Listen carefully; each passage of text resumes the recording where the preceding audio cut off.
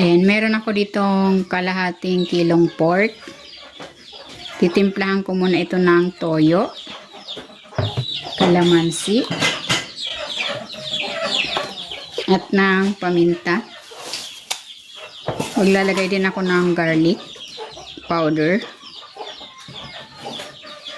Haluin ko muna. Kung hindi ka pa nakapag-subscribe sa aking channel, please subscribe at i-click mo na rin ang notification bell para lagi kang updated sa aking latest recipes. Ayan, okay na ito. Ibabad ko muna ito for at least 30 minutes. Maglalagay ako ng konting cooking oil.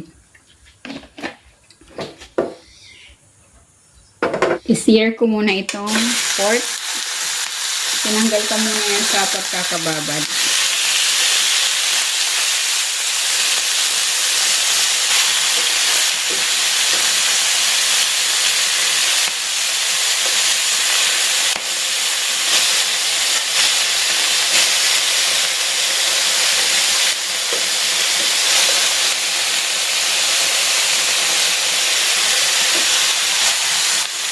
Okay na ito, hanguin ko muna.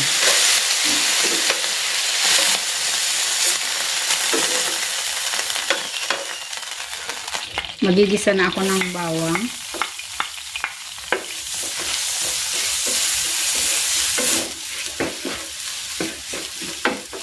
At ng sibuyas.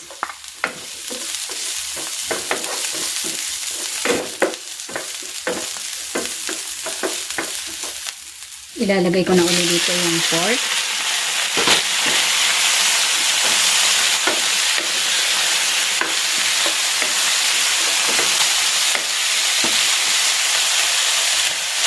Maglalagay ako ng tomato sauce.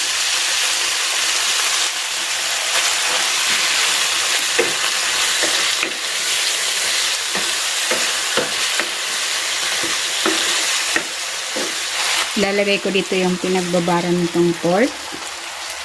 Ilalagay din ako ng tubig. Ayan. Tatakpan ko ito at isi-simmer ko ito for 30 to 40 minutes or hanggang sa lumambot yung pork. Ayan, ito na yung pork. Malambot na. Ilalagay ko na dito itong garbanzos at itong bell pepper.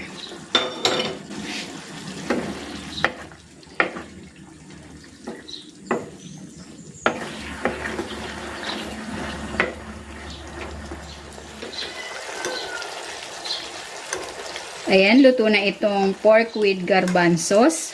Hahanguin ko na ito.